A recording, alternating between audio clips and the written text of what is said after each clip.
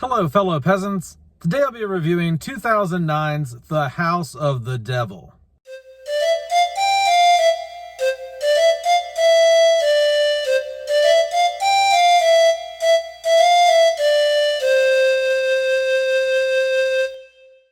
Alright guys, today we're reviewing The House of the Devil. This came out in 2009, directed by Ti West. I've seen this film numerous times. I didn't feel the need to rewatch it for this review. I'm very familiar with this.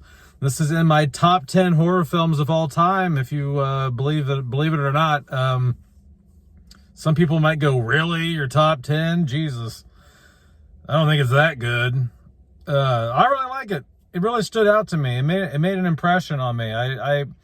I saw it for the first time in 2014, and I think I was over at my friend's house. We were watching it on Netflix, I think, and I'm like, damn, I've never seen this. Like, I thought it was an 80s movie. I thought it was a legit 1980s horror film that I had somehow not ran across, right? Nope.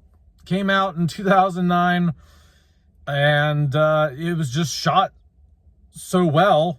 The cinematography, the film grain, the sets, the clothing, the vehicles, everything about the film feels like it's a 1980s horror film. It actually looks like the fucking 80s in this movie.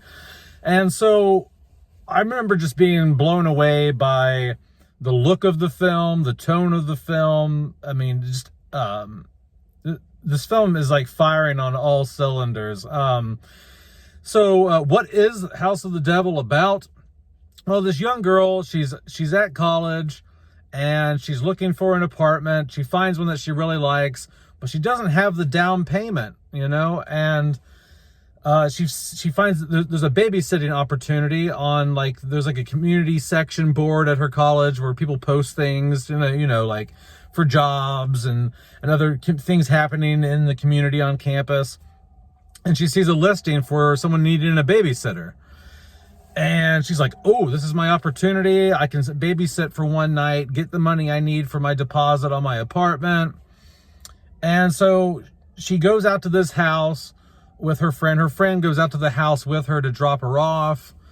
And something is amiss. Something's odd. The guy who is the dad who is hiring her is giving off weird vibes.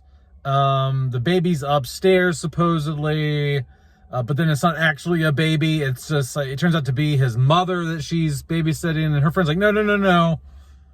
This is creepy. They lied. You're not actually babysitting for a kid or a baby. You're babysitting his like 80, 90-year-old mother. That's weird. They already lied to us. Let's get out of here. This doesn't feel right. And she's like, no.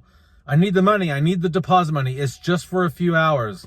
And her friend's like, I'm getting the fuck out of here. I'm going home. Bye-bye.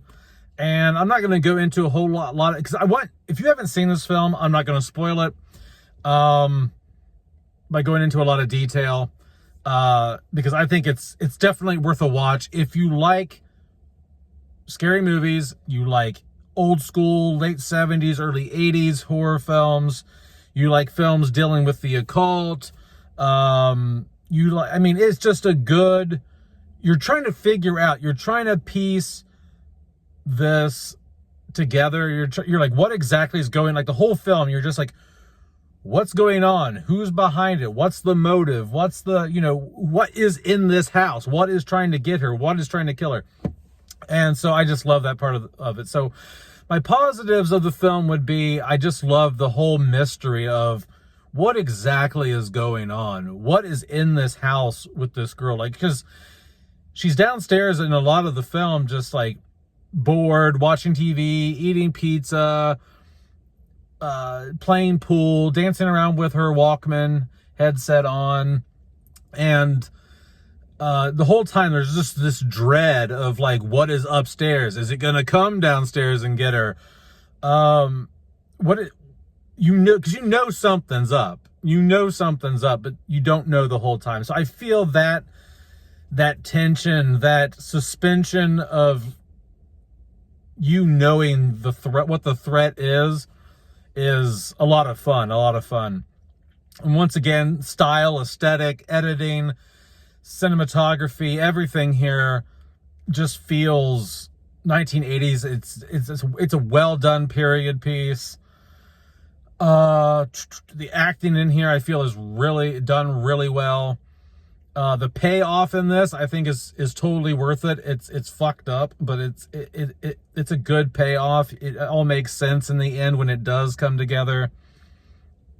The late great Tom Noonan is a villain in this movie. He is a villain in this movie. So if you like Tom Noonan, you like him in Manhunter and other things that he's in, Tom Noonan is in this. He's one of the main characters in this film. So you have that going for it. Yeah, I just think it fires on all cylinders. My only negative of the film is there are times where it's boring in the middle. It drags on a bit too long with her hanging around the house and walking and dancing around. And it just, that's stretched out for too long. You could probably cut about 10 minutes out of this movie and you wouldn't miss it. So I think the pacing could be slightly better. But all in all, I love this. I love this film. It's in my top 10 horror films of all time. I liked it. It grabbed my attention from the moment I saw it. I was like, what is this? This is cool. This is badass. It feels not just visually like a older film, but it sounds like an older film. It moves at a pace of an older film. And it doesn't show you a lot. There's not like CGI and special effects. It doesn't go overboard. It feels very practical like an older film. Ti West, I think this is Ti West's masterpiece, in my opinion. I know a lot of people like the X, Pearl, Maxine stuff, but I think this is his crowning achievement, I think, as a filmmaker. Yeah, I really dig The House of the Devil. If you haven't seen it, I highly, highly, highly recommend watching this. I don't know what it's streaming on. It might be on Tubi maybe or something, but you can get the Blu-ray on Amazon cheap, the DVDs cheap on Amazon.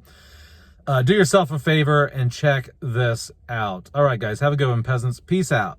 Bye-bye.